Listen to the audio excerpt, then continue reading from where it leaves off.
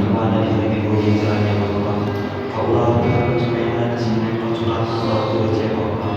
Terima kasih Yesus. Haleluya. Amin. Amin. Ya, untuk memulai ibadah kita, mari kita angkat satu lagu pujian kita, Pilihmu Tuhan.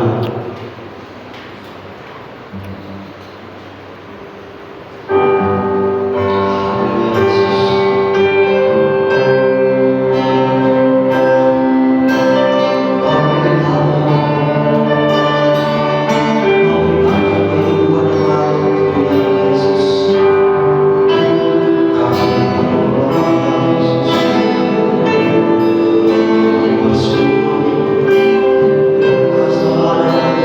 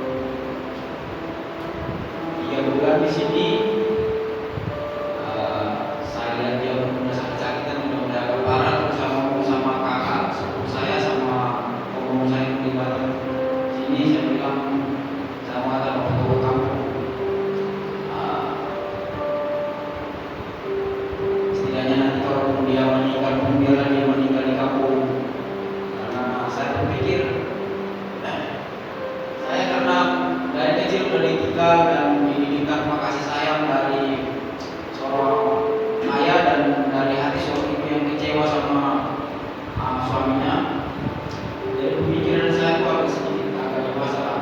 Jadi saya berpikir biarlah kalau dia meninggal biarlah dikuburkan di kampung. Setidaknya kalau nanti kami pulang bisa kami rawat keluarga karena kami juga selamanya juga di Batam. Jadi singkat ceritanya mereka pulang keluarga kakak sepupu saya pulang keluarga jadi melihat tiga anak petani pinang ini saya antarlah orang tua ini ke kampung. Jadi waktu pertama kali masih naik kapal di Tanjung Pinang ini, waktu itu kapal Cilimau, saya datang ke kampung. Waktu kapal baru berangkat itu bapak ke kampung dia bilang kalian udah lihat belum kapal kami udah di tengah laut, sebentar lagi kami mau sampai. Jadi saya bilang kita masih lama lagi. Terus sampai ke Bangka Belitung dia agak gelisah apa kan? Dia bilang kita kan belum sampai. Dia tanya terus, saya bilang kita masih lama lagi sampai nih. Baru sampai ke Jakarta, dia udah batal lagi. Terakhir datang model dari kapal itu, kami dibawa ke klinik. Di kapal itu ada klinik, ada orang sakit ke situ. Terus saya dikasih tanda tangan apa perjanjian kapal itu ada lembar suratnya saya ingat. Di situ inti dari perjanjian itu kalau misalnya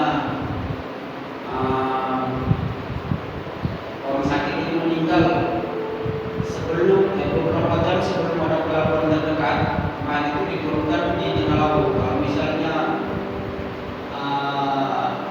ada pelabuhan terdekat, mayat itu diturunkan di pelabuhan terdekat. Saya berpikir ini mau nggak mau harus saya tanda tangani karena semangat lain kan nggak ada pilihan lain. Sudah saya tanda tangani aja lah. Karena waktu saya karena berdoa apa karena jelas saya tandanya aja. Terakhir sudah sampai di Makassar. Kalau udah sampai Makassar besoknya kan mau nyampe kampung. Jadi saya bilang sama dia besok itu udah sampai. Lalu dia pun dia udah nggak bisa lagi minum, nggak bisa lagi. Mohon maaf, kalau nggak bisa pun udah di dalam celana. Saya yang ganti apa semua kan. Minum pun saya pakai pipet yang besar bukan saya masukin ke dalam air tahan atasnya kalau saya masukin ke mulutnya pasti gitu terus nggak bisa bangun lagi. Jadi sorenya itu dia pun nggak bisa bangun lagi. Sorenya itu saya tidur sore itu saya mimpi di kampung itu ada buat acara, ada pasang tenda apa semua kan tidak bisa kan dia telepon manggil dia bilang cuma bilang kau jagalah baik-baik kalau begitu katanya kan. Saya juga mengerti kan. Jadi malam setelah berangkat dari Pelabuhan Makassar besok kan nyampe. Jadi jam 7 malam itu saya setelah kita sama saya dalam hati saya karena yang diajarkan sama saya dari kecil itu kan apa namanya percaya leluhur sama adat sama agama ini dia sejalan. Dalam hati saya cuma minta sama leluhur, saya bilang ini aku sama dewa Turobo. Saya cuma bilang begitu. Itu kalau diartikan ke bahasa Indonesia itu saya minta sama leluhur sama Tuhan untuk menyertai saya. Biar orang tua ini sampai ke kampung Indonesia kan. Jadi dan kisah ini sebenarnya ini kan menjadi pelajaran buat saya setelah saya mengerti sebenarnya saya tidak bisa meminta sama dua karena saya tinggal di sini setelah saya pelajari, setelah saya mengerti bahwa saya tidak percaya kepada Mammon dan kepada Tuhan. Ada beberapa waktu saya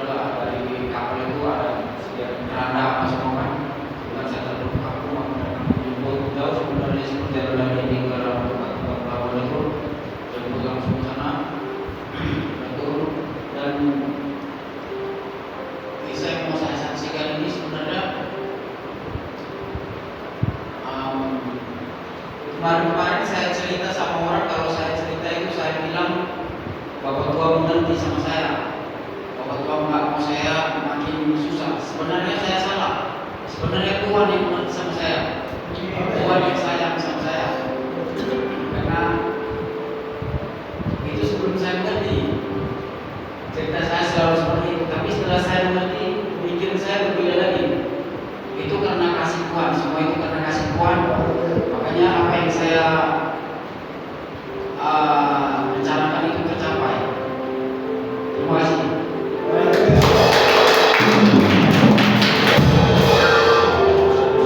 Luar biasa selesai dari saudara Marona.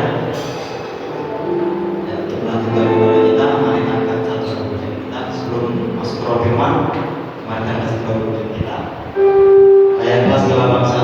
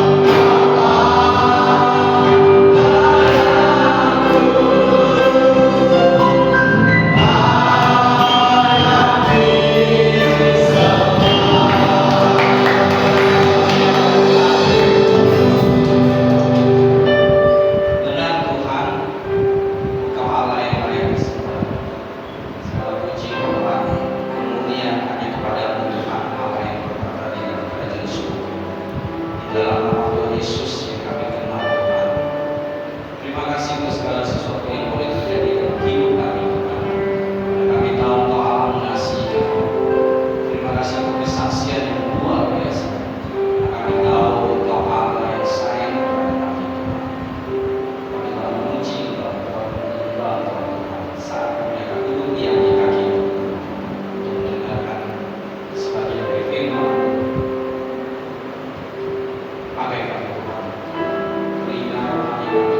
Kami saling belajar tentang firman Tuhan. Kebenaran-kebenaran-Mu mengenai kami. Firman-firman-Mu yang menjaga kami dari segala kerusakan-kerusakan hati kami. Terima kasih. Pakai bibir dan hamba Tuhan. Hati dan pikiran hamba berotoritas terhadap diri hamba Tuhan sebagai alat untuk menyebarkan firman berkorban bersabda dan kami sama-sama mendengar. Kita yang sama-sama mendengar firman kita katakan amin. Silakan duduk. Seperti biasa Pak pamit ya, ini ya. Saya ada kebiasaan Pak pamit. Jadi kalau teknik agak sedikit ini. Oke.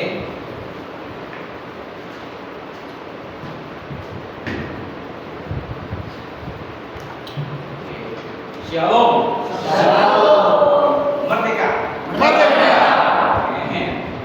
Kemarin saya diminta Ibu untuk kasih penyerahan remisi ya. Cukup banyak, ratusan ribu seluruh Indonesia. Di sini ya 4.000 lebih. Di Tuhan ada beberapa yang langsung bebas. Ya, di sini ada satu orang Pak. Ya, aku ya, Samuel ya. Ya, di belakang juga ada namanya si Asen, kemarin dia WA saya, Pak saya sudah bebas, saya sekarang ada di Tanjung menuju ke Batam. Jadi teman-teman yang belum, yang masih mengalami atau masih ada waktu jeda-jeda waktu, nggak masalah.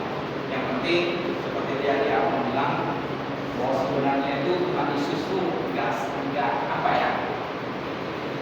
Kita merasa terkadang Tuhan itu nggak peduli sama kita. Kita merasa terkadang Tuhan itu meninggalkan kita. Apalagi tadi Abang bilang, saya sudah nggak ketemu sama papa, saya sudah mulai dari kecil, betul kan ya? Terus tiba-tiba ketemu, Tuhan pertemukan dengan papa di detik-detik terakhir sebelum meninggal, ya. Jadi, jujur sih kalau saya seperti Abang, jujur saya kan akan mengalami penolakan gitu. Saya akan mulai berpikir selama ini engkau kemana, selama ini tanggung jawab engkau kemana. Tapi sebagai orang Kristen, apapun yang terjadi dalam hidup kita, semua dalam koridornya Tuhan. Amin atau amin? Amin. Oke, kita lanjut aja. Jadi hari ini saya akan menyampaikan firman bertemakan kemerdekaan di dalam Kristus. Nah, next boleh mulai minta tolong. Ya, kalau kita bicara Dirgahayu kemerdekaan Indonesia ya 79, arti merdeka sebenarnya 3 menurut Kamus Besar Indonesia ya, nomor 1, nomor 2, dan nomor 3. Kita ada pelajari di setiap pelajaran Pancasila atau kelompok nasionalisme, kita akan belajar ini. Jadi merdeka itu berarti bebas dari belenggu, artinya bebas dari penjajahan, bebas dari hal-hal yang memang membelenggu kita pada waktu itu. Karena kita tidak punya hak apapun. Yang kedua, tidak terkena, bebas dari segala tuntutan. Jadi ini lebih ke ini ya, ke hukum ya. Jadi kalau misalnya kita sudah keluar dari ini, kita sudah bebas dari tuntutan apa yang menjadi tanggung jawab kita, benar? Ya. Jadi artinya gini, kemarin kita pernah kena COVID ya, karena ada pandemi, ada COVID. Jadi ini lebih ke bebas dari status COVID itu. Yang kemarin sampai kalau nggak salah 2019, 2020 itu kita sampai berbondong-bondong harus vaksin, betul? Kemudian ada vaksin 1, 2, 3, dan 4 gitu ya. Sampai kita mau kemana-mana wajib membuat kartu itu ya. Waktu itu kartu itu berbasis semua orang rata-rata membuat kartu untuk menyatakan bahwa dia sudah vaksin 1, vaksin 2. Untuk semua kebutuhan yang bersangkut dengan kesehatan, kita mau kerja perlu sertifikat itu, kita mau keluar pada waktu itu perlu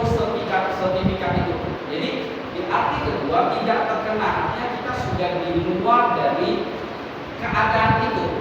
Ya, jadi kita nggak kena lagi, ada anti, sudah anti, ada antibody, ada anti vaksin. Yang ketiga adalah tidak terikat. Artinya kalau kita tidak merdeka atau kita masih di bawah belenggu, kita terikat. Namanya belenggu ya, ada belenggu yang tidak terikat. Belenggu itu bisa borgol, belenggu itu bisa tali, segala sesuatu. Belenggu itu bisa sesuatu yang menghalangi kita untuk kita berbuat apapun, tidak bisa. Hak kita ini sudah tidak bisa.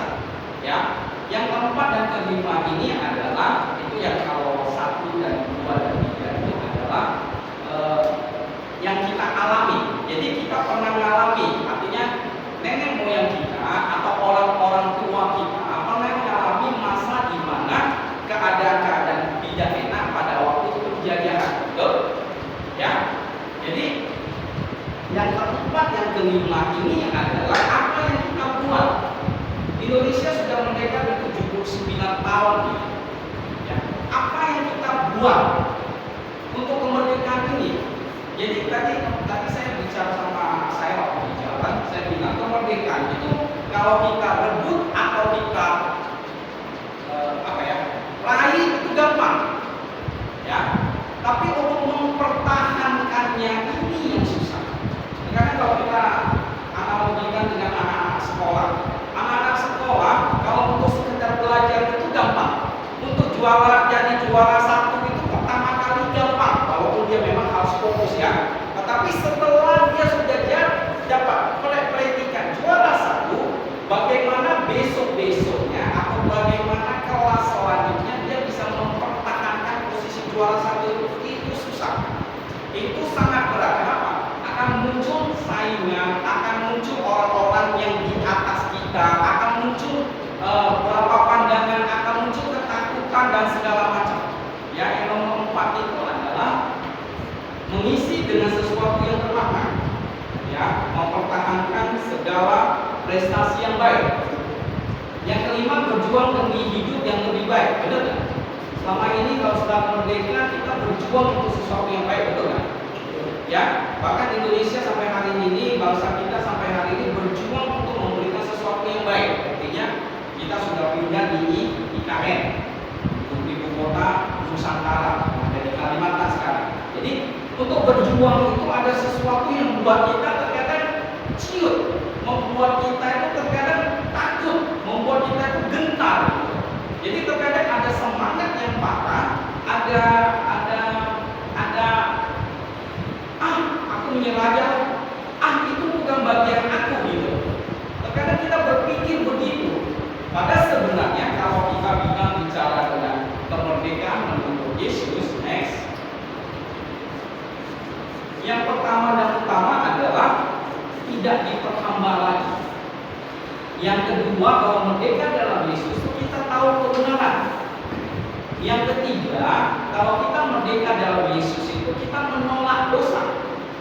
Yang keempat, kalau kemerdekaan menurut Yesus itu, kalau dalam Yesus itu dipimpin rohani, ya, secara Roh Kudus. Kemudian kemerdekaan dalam Kristus yang kelima adalah hidup sebagai hamba. Saya akan kupas satu-satu karena belajar sederhana. Tidak diperhamba. Galatia 5 ayat 1, supaya kita sungguh-sungguh merdeka. Kristus telah merdekakan kita, karena itu berdirilah teguh dan jangan mau lagi dikenakan perhambaan. Ya, saya garis bawahi supaya kita sungguh-sungguh merdeka. Jadi artinya ada yang tidak sungguh-sungguh merdeka atau merdeka tapi masih terikat. Dan kata ini ya, dalam bahasa firman Tuhan ini ya, supaya kita sungguh-sungguh merdeka, Kristus telah merdekakan kita. Betul? Ada satu person yang tidak mungkin itu adalah Yesus itu sendiri. Ada satu person atau pribadi yang selalu sabar kepada kita, itu Yesus itu sendiri. Tapi Paulus bicara kepada jemaat Galatia ini, karena itu berdirilah teguh, jangan mau dikenakan kuk perhambaan. Artinya apa? Setelah kita merdeka, setelah kita menerima Yesus, kita ini bukan milik kita lagi. Saya ini bukan milik saya lagi.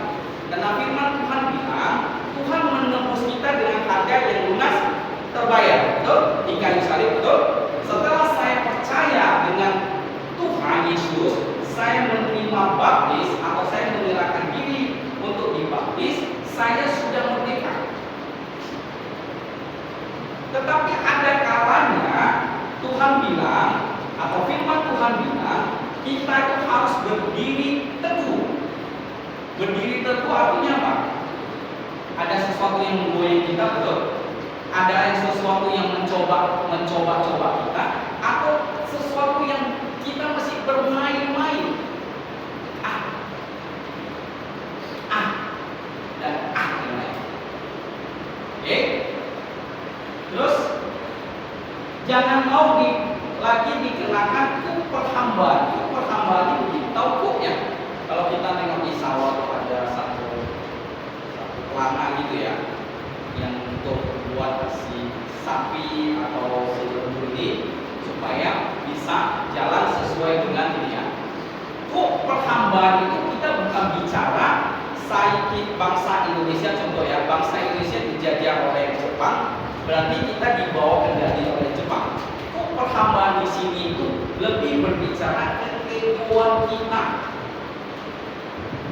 Kita semua di sini merdeka kan? Amin kan? Kecuali kita masuk masa-masa tekanan itu ya, kita nggak bahas itu ya. Sekarang kalau kita jadi orang merdeka, maaf, Lai David tidak akan bisa intervensi saya. Karena saya sudah merdeka dan saya juga tidak bisa menginterpretasi Lai David karena memang Lai David merdeka. Jadi yang membuat kita ini tidak merdeka bukan orang lain sebenarnya, egonya kita. Amin atau amin? Amin. Terkadang gini, ya, terkadang kita lebih pilih menduakan Tuhan daripada kita ketinggalan hal-hal dunia ini. Salah contohnya, saya sering melakukan hal yang sama dulu. Saya berpikir kalau saya melakukan pelayanan, saya melakukan ibadah gereja, terus kemudian saya bicara kami adalah sales, kami adalah marketing. Bagi teman-teman saya sudah pergi ke lapangan, sudah berebut. Sementara saya harus duduk diam. Saya berpikir secara pikiran saya, waduh, saya kecolongan ini. Saya habiskan waktu 2 jam untuk Tuhan, ibadah, tapi pikiran saya tidak konsentrasi terhadap ibadah. Saya berpikir bahwa teman saya sudah dapat berapa, dia sudah di perumahan mana, dia sudah melakukan apa gitu. Terkadang kita berpikir, nggak apa-apa, daripada lebih baik aku ikut teman-teman saya mencari sesuatu asik. Kalau Tuhan nomor 2, nomor 3 nggak apa-apa kok. Sering bilang begitu. Kan hari Minggu depan masih ada minggu. Kalau hari ini saya nggak ke gereja, minggu depan kan bisa. Atau kegiatan lain kan ada Senin sampai Sabtu ibadah sini ya. Kan ada Senin, ada besok Selasa, ada besok Rabu. Berapa kali sih kalau kita renungkan dalam hidup kita sudah jadi orang Kristen, berapa kali sih kita coba hitung lebih peduli terhadap keadaan kita secara fisik untuk makan dan minum kita, atau kita cari sumber kita yaitu Yesus itu sendiri, Tuhan sendiri. Benar atau benar? Benar ya? Saya juga mengalami hal yang sama. Jadi intinya orang berdanggap di firman ini, saya masih dalam keadaan perhambaan, tapi saya masih dirombong oleh orang. Sebenarnya enggak. Saya masih dikuasai oleh egoisnya saya. Saya lebih cenderung melihat keegoisan saya, keadaan makan minum saya, keadaan hutang piutang saya, daripada kita mencari Tuhan yang benar untuk setiap ibadah. Oke? Bahasa Indonesia masa kini. Kita sekarang bebas sebab Kristus sudah membebaskan kita. Sebab pertahankanlah kebebasanmu dan jangan mau diperhamba lagi. Pertahankan. Itu yang susah tadi saya bilang. Ada terkadang kita sudah mau benar-benar dalam Tuhan, ada godaan, ada tantangan. Macam abang ini. Abang ini mau mulai mengikuti Tuhan, ada godaan, ada tantangan, apapun itu. Selama kita masih di dunia ini dan dunia ini dalam keadaan tidak baik-baik. saja. Kita ingat. Artinya apa? Pertahankanlah yang sudah diberikan Tuhan kebebasan itu. Tuhan sudah menebus kita dari dosa, mengangkat kita dari kubangan yang kotor itu. Dia mengangkat kita, kemudian menyucikan kita, membersihkan kita. Kita sudah bebas. Tapi kalanya kita nggak bisa mempertahankan itu. Bahkan kita mau lebih cenderung ke ego saya. Pelayanan saya lebih cenderung ke ego saya. Menghitung-hitung kalau pelayanan ini cuma sekedar ini. Harusnya pelayanan lebih ini dong, supaya saya bisa orang melihat saya, atau supaya saya bisa divideokan, atau supaya sesuatu yang nampak. Terkadang kita begitu. Gila kita melakukan hal-hal yang remeh-temeh itu kita pikir, aduh, kok ini sih level saya bukan itu lagi, ego kita. Padahal Tuhan bilang di setiap pelayanan apapun kita lakukan dengan tulus dan ikhlas pada Tuhan, kita akan menambahkan. Betul. Justru Tuhan waktu Petrus tanya, siapakah di antara 12 murid itu Tuhan yang paling besar, yang paling tinggi derajatnya? Artinya ketuanya kita. Tuhan bilang, siapa yang mau melayani itulah yang paling.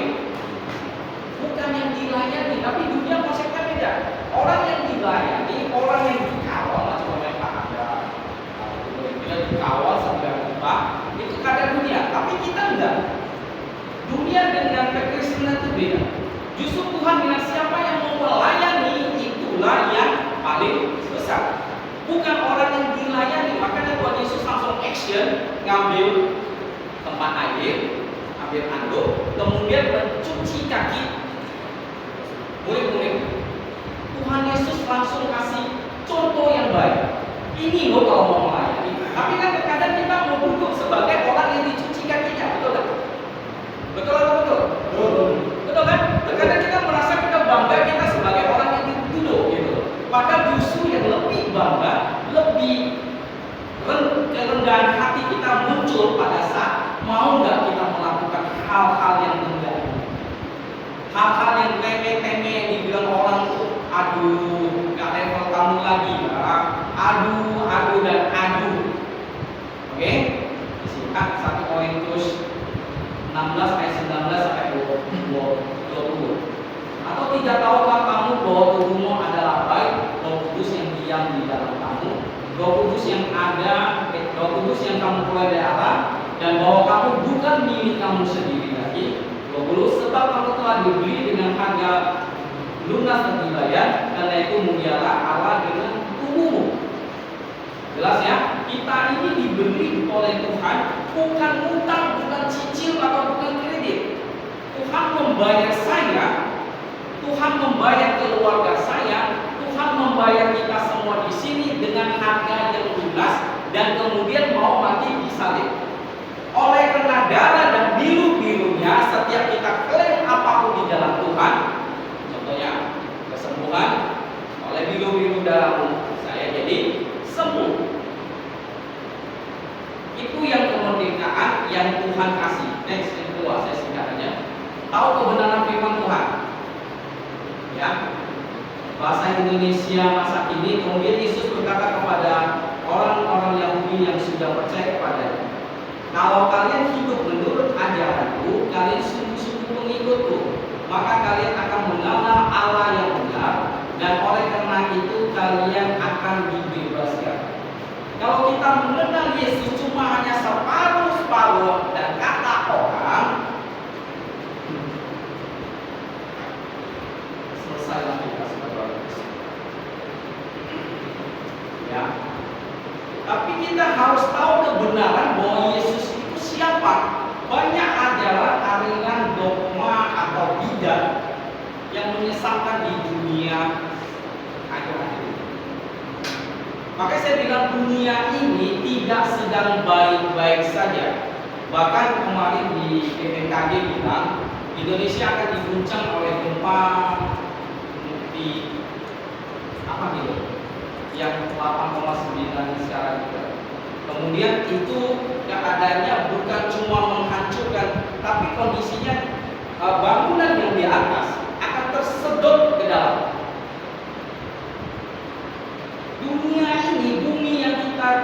dari sementara waktu ini sedang tidak baik-baik saja.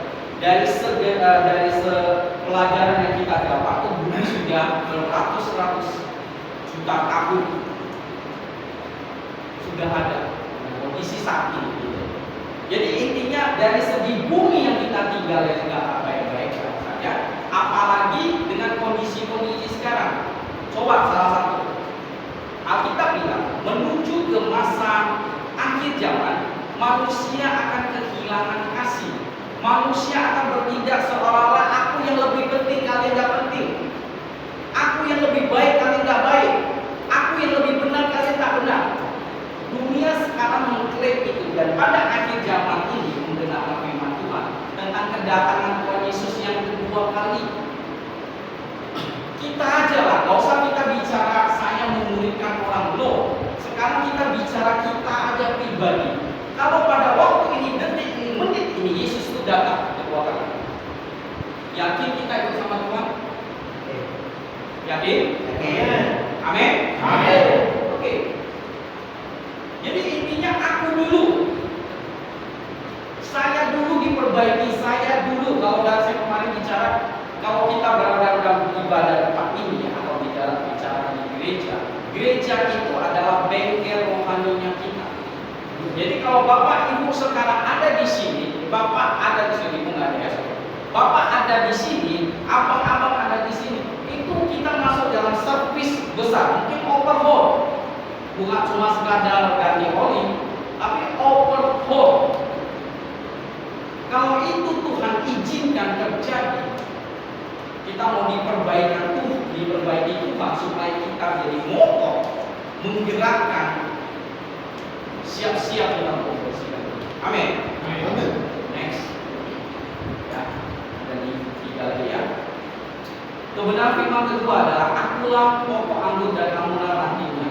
Barang siapa tinggal dalam aku dan aku tinggal di dalam ia berbuah banyak. Sebab di luar aku kamu tidak dapat berbuat apa-apa. Terkadang ada beberapa saya ceritakan. Saya nggak sebut orangnya siapa, saya nggak sebut dia. Kalau saya, misalnya, saya punya planning, saya mau ketemu sama Christopher misalnya. Saya sudah jauh-jauh hari saya telepon. Ya, besok kita ketemu ya jam segini. Dan Christopher bilang sama saya, oke, tempatnya ini, jamnya ini. Keesokan harinya, karena sesuatu hal, kami nggak bisa ketemu. Waktu itu mungkin Christopher yang masih ada permasalahan atau ada halangan. Kemudian dia bilang sama aku, aduh paket tunda boleh, karena aku ada halangan. Besok lagi melakukan itu, besok lagi melakukan itu, dan besok melakukan itu. Kalau kita sebagai manusia, kita langsung klaim begini, Tuhan, kok aku mau ketemu Christopher itu susah ya?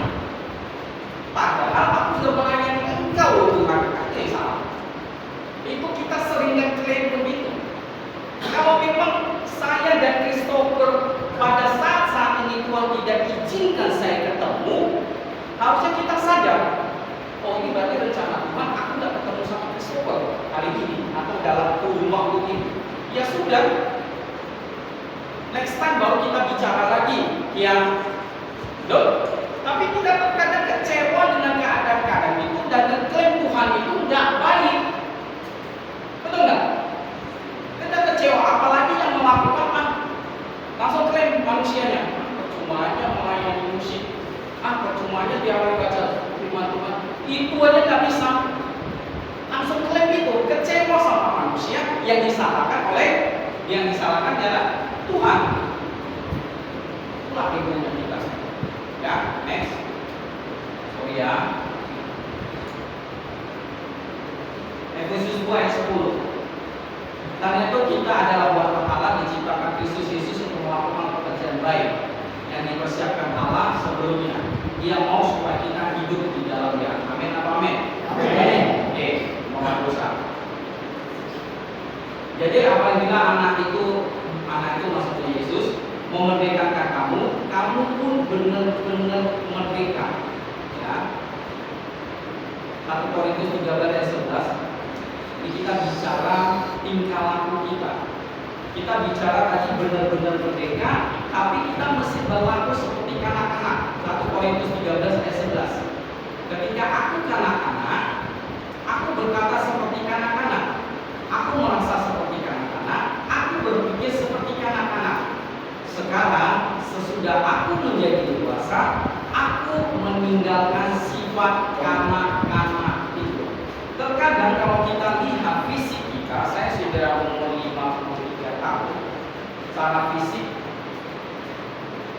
saya sudah mengalami penuaan, ikut di mana-mana, obat juga ada. Secara fisik saya sudah dewasa, bahkan menuju ke manula, ke orang tua. Tetapi kata Tuhan, secara rohani belum tentu. Ukuran ini, ukuran fisik yang kita lihat itu adalah ukuran jasmani kita. Ada proses dari bayi, kanak-kanak, dewasa, remaja, dewasa, kemudian menjadi tua. Siklus kehidupan manusia. Tapi Tuhan bilang, Paulus menegur di jemaat Korintus begini, kamu itu dari segi lihat fisik kamu itu mesti berpikir seperti kanak-kanak, bertingkah laku seperti kanak-kanak, melakukan sesuatu dengan demi kanak-kanak. Jadi kanak-kanak itu dilambangkan dalam firman Tuhan itu tidak dewasa, tidak bertanggung jawab, tidak melakukan sesuatu yang sesuai dengan Tuhan. Sikit-sikit kena gempur dari kanan kiri, ada tantangan langsung merengek, langsung cemen dan dulu ini. Bahkan kemarin ada yang depresi karena kita berpikiran kanak-kanak. Tuhan bilang apa? Sekarang aku sudah menjadi dewasa, aku meninggalkan sifat kanak-kanak itu. Oke? Bahasa Indonesia masa kini, pada waktu saya masih anak kecil, saya berbicara sebagai anak kecil, saya berperasaan seperti anak kecil, saya berpikir seperti anak kecil. Sekarang saya sudah dewasa, kelakuan saya yang kanak-kanak itu sudah saya buang. Ibrani 5 ayat 12 sampai 14. Sebab sekalipun kamu ditinjau dari sudut waktu, kamu sudah menjadi pengajar. Kamu masih perlu diajar asas-asas pokok dari pernyataan Allah, dan kamu masih memerlukan susu, bukan makanan keras. Saya sudah menerima Tuhan di waktu saya kuliah, berarti sekitar 26 tahun yang lalu. Kembali saya bilang, saya bukan terlahir sebagai orang Kristen. Saya dimulai, saya masih pai-pai. Sampai di umur saya kuliah, umur saya 22 tahun, 22 itu saya terima Tuhan. Ya.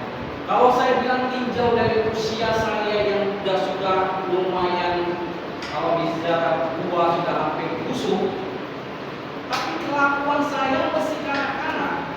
Harusnya itu saya sebagai sudah menjadi pengajar, sudah memuridkan. Ini saya setiap hari harus menerima sesuatu yang lunak. Kalau ditegur secara pendengaran kita tersinggung. Padahal Alkitab bilang firman Tuhan itu menembus bagaikan pedang bermata dua, menembus hati, bahkan memisahkan tulang dengan susu. Artinya apa? Firman Tuhan itu kalau kita dengar, terkadang kita merasa, oh ini bukan untuk aku, ini untuk David kok. Aku sih fine-fine aja Tuhan. Terkadang kita begini kan, oh dengan firman Tuhan, oh kena dia nih, haleluya. Bukan saya yang menyebut dia, tapi Tuhan yang menyebut dia.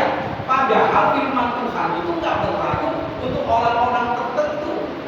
Tidak ada VIP-nya kalau firman Tuhan, semua sama, babat semua. Amin. Jadi kita terkadang ngomongin bukan firman Tuhan buat aku kok, aku kan fine-fine aja. Itu loh dia. Kadang kita bisa merasa begitu.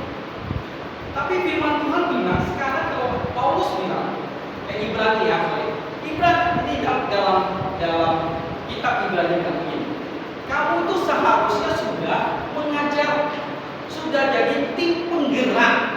Kok kamu sekarang setiap hari duduk sebagai penonton saja? Harusnya kalau di tempat ini kita diizinkan Tuhan untuk duduk, untuk menjadi murid, pergunakan telinga murid itu. Apapun yang masuk dalam telinga rohani itu, keras tidak keras, enak tidak enak, terima. Kenapa? Firman Tuhan itu sifatnya mengajar, menegur orang. Supaya apa? Kita bersih. Pada saat kita keluar dari tempat ini, banyak sekali saya katakan, banyak yang Tuhan siapkan. Contohnya begini, saya keluar dari pekerjaan saya. Hari ketiga saya keluar, saya masuk ke dompet. Kemudian saya ada satu konsumen saya, kebetulan orang Batak, KTP-nya dia mau pasang wifi di jam 10. Saya dapat kabar di jam 8. Saya buru-buru datang di jam 9. Sebelum jam 9, kenapa? Saya perlu aplikasi dan segala macam lagi. Saya ke sana, pintunya tertutup. Tidak dapat alamatnya, dari pintunya tertutup. Supaya dia mesti kerja di kijang lama untuk jadi kuli panggul, kuli bongkar di bawah. Saya duduk. Tiba-tiba ada satu perempuan datang. Kami pertama awalnya itu sih tugas kan, tapi bicara tentang sekolah waktu itu zaman PNS. Nah, saya di sini PNS. Ngomong basa-basi. Ternyata dia orang Kristen tapi dia Katolik. Dia ceritakan semua. Terakhir dia mulai kesaksian sama saya. Saya nggak tahu dia. Namanya Krishna. Dia bilang, Pak, Tuhan itu berat. Kenapa Kak? Kakak bisa ngomong begitu. Dia mencerita. Saya lahir dari keluarga Katolik. Saya sudah dibaptis dan kemudian umur 3 tahun, papa dan mama saya berpisah. Papa saya pergi, tinggal saya sama mama dan adik saya. Setelah dia mulai dewasa, dari SD, kelas 6 dia mengalami pelecehan seksual dari papa sambung dia.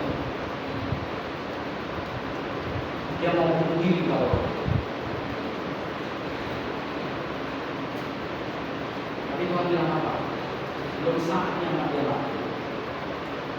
Lanjut di SMP, ya, dia mengalami bully dan tekanan, bahkan dia ditolak oleh mamanya.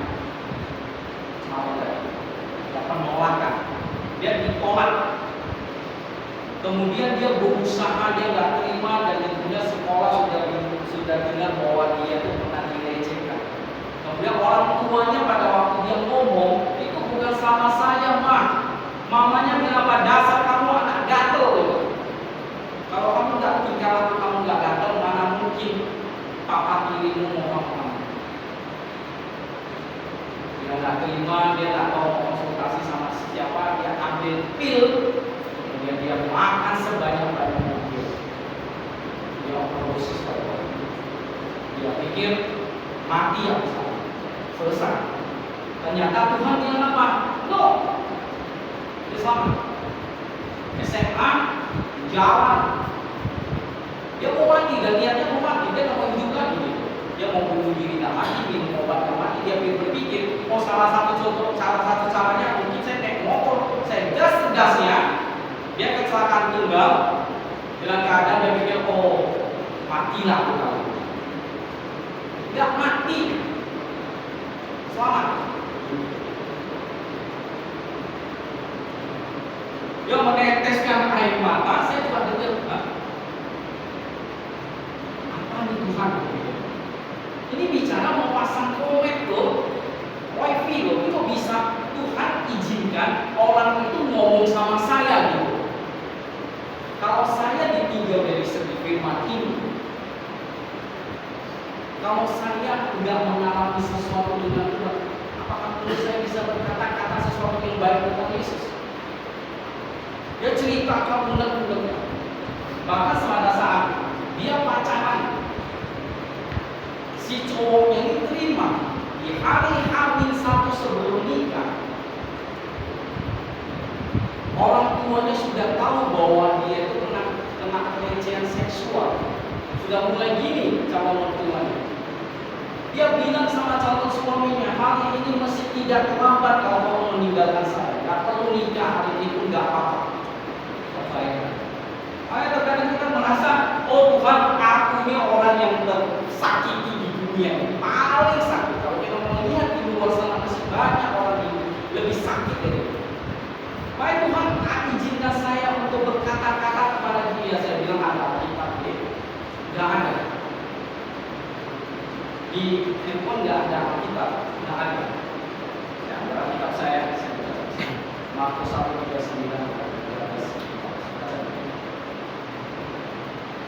Nggak ada satupun rencana Tuhan di dalam hidup kita hancur, Tuhan. Makanya karena Tuhan sayang sama adik, makanya Tuhan tidak izinkan adik itu mati. Dan Tuhan sekarang mau mendemonstrasikan sesuatu yang baik untuk adik lihat. Dia punya 2 orang anak. Dia dapat suami itu akhirnya menikah sama dia. Suaminya perawat biasa saja. Tuhan upgrade suaminya menjadi perawat dari perawat ICU, di-upgrade Tuhan menjadi perawat bedah. Tepuk tangan buat. Saya bilang begini, kalau saatnya nanti siapapun di antara kita di sini keluar dari tempat ini, terus Tuhan mempertemukan sesuatu atau Tuhan mempertemukan seseorang untuk kita bersaksi, lakukan. Amin. Makanya jangan kita selalu egonya kita. Kalau kita mengalami sesuatu yang baik di dalam Tuhan, sesuatu yang tidak baik dalam Tuhan, bilang apa? Bersyukurlah. Karena ada kesaksian, ada kebaikan Tuhan yang kita mau ceritakan kepada orang lain, dan orang lain itu akan menerima sesuatu yang baik, memuliakan Allah di surga. Bukan itu maunya Tuhan? Amin. Amin. 2 kali. Kalau ini istri saya kan jaga anak kecil. Yang anak kecil ini sering main sama saya. Memang keluarganya Kristen yang perempuan, bosnya istri saya Kristen. Tapi suaminya masih belum Kristen, menikah secara Kristen tapi belum Kristen, masih ada ekor di rumahnya. Anaknya ini nggak kontrol untuk ibadah sekolah minggu. Jadi pada sore ini saya main sama adik bungsunya, namanya Urban. Tiba-tiba dia datang, ini ada tugas sekolah minggu nggak ngerti loh. Oh luar biasa tugas sekolah minggunya. Di fotokopi, pertanyaannya pakai bahasa Inggris, di belakangnya ada tulis aksara Cina. Aku nengoknya kaget, wow, sebegitunya. Tapi karena dia bahasa Inggris dia nggak ngerti. Jadi kakaknya SMA, dia sudah mencoba untuk translate bahasa Inggrisnya ke bahasa Indonesia supaya ngerti. Tapi ada 2 poin yang dia nggak ngerti. Dia datang ke aku, kemudian aku nengok, aku baca kabur, aku berusaha besar zoom supaya nampak. Akhirnya pertanyaannya, siapa sih yang mendorong atau yang memotivasi Ayub untuk menghujat Tuhan? Dia nggak tahu.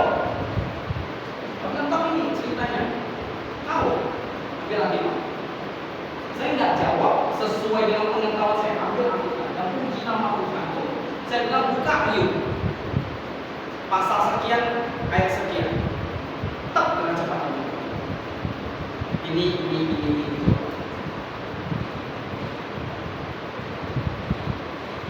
Nggak segampang itu saya kasih.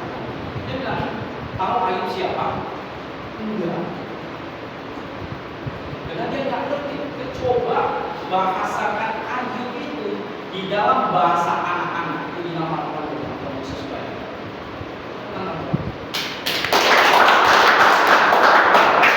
Bukan berarti saya hebat, saya jago, bukan. Tapi pada saat Tuhan izinkan orang-orang itu datang ke saya, ada sesuatu maksud Tuhan. Saya langsung tanggap, Tuhan ada apa ini? Amin. Saya coba untuk, oh iya Kak. Makanya dia bilang, tahu nama kakak namanya siapa? Krisma. Tahu artinya Krisma? Krisma itu sakramen Makanya orang tua saya kasih saya Risma memang mungkin atau kebetulan hidup saya ini harus kuat. Dia punya 2 anak kan, dan anak laki-lakinya oke, suaminya. Makanya ada sesuatu hal yang baik, walaupun kita mengalami sesuatu yang buruk, di satu saat lagi, di satu titik nanti akan ada sesuatu yang baik. Dia dapat suami dari nurse ya, perawat IGD menjadi perawat bedah,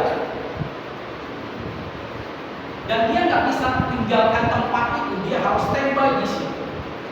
Makanya saya bilang, kalau firman Tuhan bilang istri adalah tiang doanya suami. Kakak kalau suami sudah naik ke jenjang-jenjang itu tetap menyediakan. Banyak orang atau banyak perempuan akan melirik suami karena statusnya. Hati-hati. Kalau Tuhan izinkan upgrade itu berbanyak. Oke? Saya lanjut ya, satu lagi yang masalah. Sebab ia barang siapa yang masih memelukkan susu, ia tidak memahami ajaran tentang kebenaran. Sebab ia adalah anak kecil, tapi makanan keras adalah untuk orang dewasa yang kena mempunyai panca indera yang terlatih untuk membedakan yang baik dan yang jahat. Oke? Kalau bahasa Indonesia masa kini saya jelaskan singkat. Sebenarnya sudah waktunya bagi kamu menjadi guru, tapi nyatanya kamu masih perlu belajar dari orang lain tentang asas-asas pertama, asas-asas dasar tentang Allah. Kalian belum dapat menerima makanan keras, kalian harus minum susu saja. Orang yang masih minum susu berarti ia masih bayi. Ia belum punya pengalaman tentang apa yang benar dan apa yang salah. Makanan yang keras adalah untuk orang dewasa karena pengalaman yang sudah dapat membedakan mana yang baik dan mana yang tidak. Di tempat ini menjadi pengalaman bagi kita untuk bisa kita bersaksi untuk kebenaran firman Tuhan. Amin. Oke, dipimpin Roh Kudus, sebab Tuhan adalah Roh, dan di mana ada Roh Allah, di situ ada pemerintahan. Ya. Jadi tadi yang saya bilang ego kita itu apa? Di Galatia 5:18-25, perbuatan daging itu nyata, yaitu pencampuran, pencemaran, hawa nafsu, penyebaran berhala, sihir, perseteruan, perselisihan, iri hati, amarah, kepentingan diri sendiri, ego, persaudaraan, roh pemecah, kedengkian, kemabukan, pesta pora dan sebagainya. Itulah egonya kita. Itu yang membuat sampai hari ini, sampai saat ini, kalau kita nggak benar-benar merdeka di dalam Tuhan, kita akan mengalami hal yang sama. Oke, kemudian kalau dipimpin Roh Kudus pasti ada buah roh. Ya, kalau dipimpin Roh Kudus pasti ada karunia roh. Saya akan percepat. Terakhir, hidup sebagai hamba Allah. Hiduplah sebagai orang mereka dan bukan seperti orang yang menyalahgunakan kebajikan itu untuk menyelubungi kejahatan-kejahatan mereka, tapi hiduplah sebagai hamba Allah. 1 Petrus 2 ayat 16. Jadi kemerdekaan itu jangan disalahgunakan juga dong.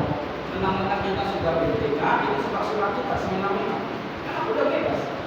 Orang yang sering terbelenggu, lama terbelenggu.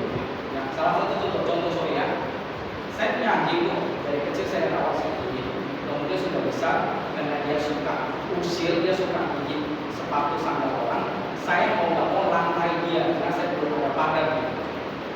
Akhirnya karena sering dirantai, dia sering dibelenggu terus. Setiap orang datang itu dia pasti mau lengkap. Walaupun ekornya ramai lambai, tapi kesannya dia galak. Jadi ini juga firman Tuhan, kalau kita sudah lama terbelenggu, kita ini setelah bebas itu langsung liar gitu. Justru di firman Tuhan bilang kalau kita sudah lama dibelenggu, Tuhan sudah bayar lunas semua, Tuhan sudah bebaskan belenggu itu, seharusnya kita tahu bahwa kita ini bukan milik saya. Bodi aku, badan aku, tubuh aku, semuanya ini bukan milik aku lagi, milik Tuhan. Tuhan berdaulat atas aku sekarang. Aku gak punya hak untuk diriku sendiri lagi. Itu inti firman Tuhan. Oke. Contohnya adalah Tuhan Yesus, walaupun dalam rumah Allah tidak menganggap kesetaraan yang dengan Allah itu sebagai milik yang harus dipertahankan, melainkan telah mengosongkan dirinya, mengambil rupa seorang hamba dan menjadi sama dengan manusia. Amin. Roma 12 ayat 2, jangan kamu menjadi serupa dengan dunia ini, tapi berubahlah dan berlawan diri, sehingga kamu dapat membedakan mana dengan Allah, apa yang baik yang berkenan kepada Allah dan yang sempurna. Next, terakhir kesimpulan pertama adalah kita terhubung dengan Allah dan melekat kepada Tuhan. Kalau misalnya wifi, saya bilang begini. Selama wifi ini ada, saya terkoneksi kemana-mana. Karena gadget saya itu bantuannya atau terhubungnya dengan wifi. Selama wifi itu tidak ada, saya tidak terkoneksi lagi. Saya tidak bisa menghubungi siapa lagi, betul? Tapi kalau yang namanya melekat, tidak ada cerita. Mau ada wifi kan nggak ada wifi, kita tetap melekat kepada Tuhan. Ibaratnya seperti lampu kalau dulu. Jadi sudah tertempel, kita tetap tertempel. Tidak ada cerita, oh terhubung dengan yang menghubungkan saya nggak ada. Oh terhubung, kalau yang ini nggak bisa, berarti nggak saya nggak terhubung. Tidak. Kita terhubung dan melekat. Ada lagunya. Bersyukur padamu. Terhubung judulnya. Ku terhubung denganmu, ku melekat padamu, firman-Mu dasar, itulah dasar hidup yang berdaulat atasku. Jadi kita bilang tadi kita sudah merdeka semerdekanya Tuhan, yang sekarang Tuhan itu berdaulat atas Indonesia. Sudah merdeka di tahun 1945, mulai dari 45 sampai sekarang kedaulatan Indonesia dipegang oleh negara Indonesia. Siapapun yang berusaha untuk mencaplok Indonesia lagi nggak bisa, karena dia sudah berdaulat. Sama dengan Tuhan, saya sudah dimerdekakan Tuhan, saya sudah didaulatkan Tuhan sebagai orang yang merdeka. Jadi otomatis segala sesuatunya adalah hak Tuhan, milik Tuhan, dan Tuhan berkenan atas segala sesuatu atas diri aku. Itu ini. Oke, next. Pujian, penyembahan dan doa. Hati seorang hamba, kasih mulai ke dalam bulan, kemudian bangkit menjadi terang dan menang setiap persoalan. Pelayan Tuhan yang bertanggung jawab dan melakukan segala sesuatu hanya untuk obat dan pemulihan dari setia dan taat sampai akhir, sampai Tuhan datang kedua kali. Thank you. Wow, thank you for God. Tawarnya, tawarnya, tawarnya. Amin. Tahu adalah baik Allah. Ini kita berdoa. Tuhan, terima kasih kalau yang baik. Bersyukur Tuhan, kami memiliki Allah seperti Engkau. Bersyukur karena kami mengalami sesuatu yang baik dan Engkau tidak pernah meninggalkan kami. Bersyukur karena dalam setiap kesempatan kalau kami tidak setia, kami orang yang setia. Bersyukur dengan keadaan kami, Tuhan. Kami mau hidup dengan merdeka.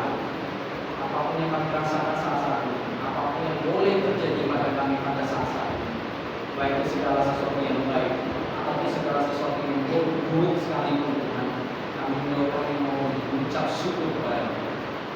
Kami tahu bahwa Allah yang berdaulat atas diri kami. Oleh karena itu Tuhan, ampuni dosa kami, ampuni dalam pelanggaran kami, ampuni keegoisan kami, sehingga kami lebih mementingkan dunia daripada mementingkan Engkau. Tuhan, kami sadar bahwa segala sesuatu yang Kau buat adalah baik bagi kami, tapi kami coba untuk mengubahnya, Tuhan. Kami coba untuk mencapainya dengan cepat dan instan. Ada kalanya kami meninggalkan Engkau karena kami kecewa terhadap orang-orang yang selama ini ada di dalam sisi kami. Kembali lagi Tuhan, kami adalah manusia yang tidak sempurna.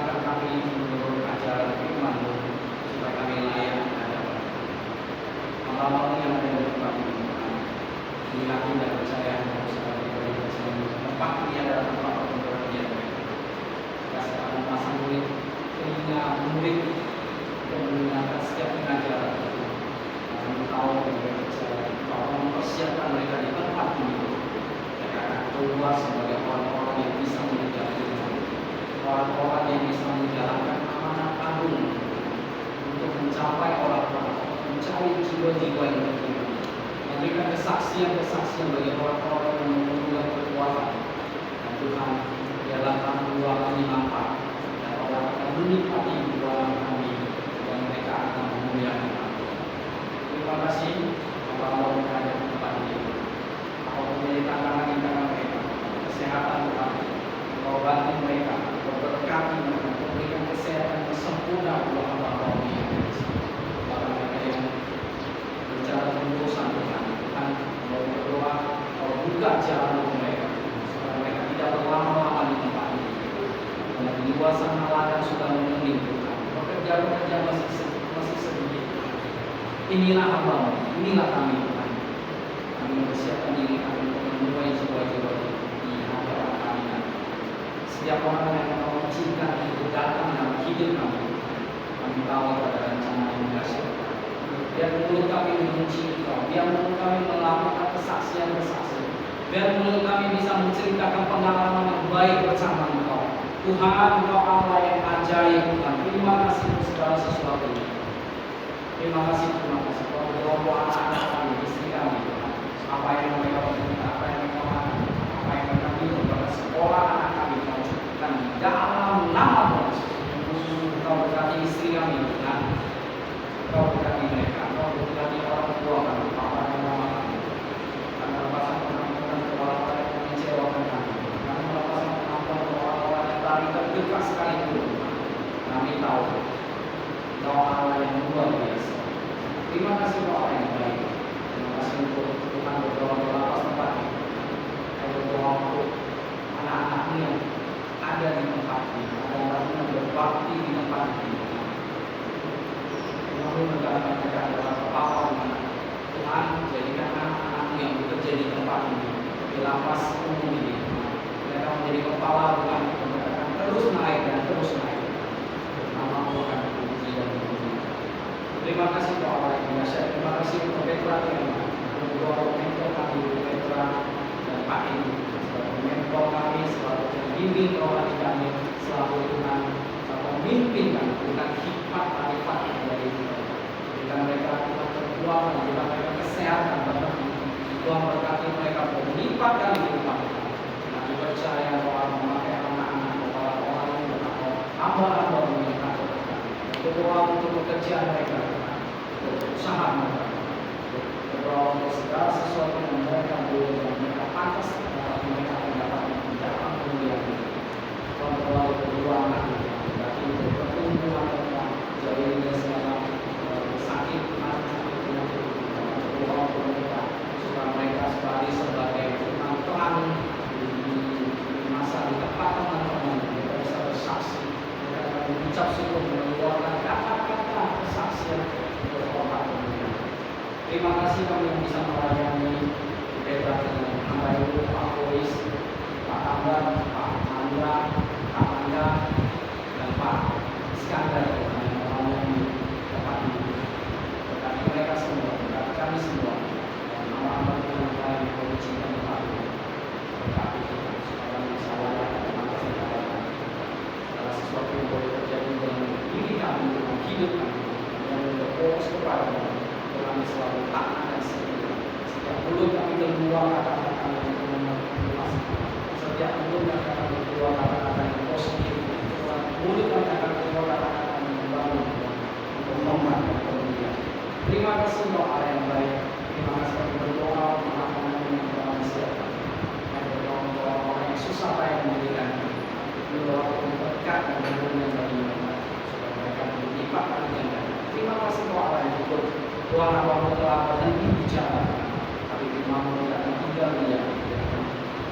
Mencari dan mencari, dia pasti akan menemukan orang yang Tuhan berkualitas, orang-orang yang mau dipakai, orang-orang yang Tuhan Tuhan, mau seturut dengan kehendak Tuhan.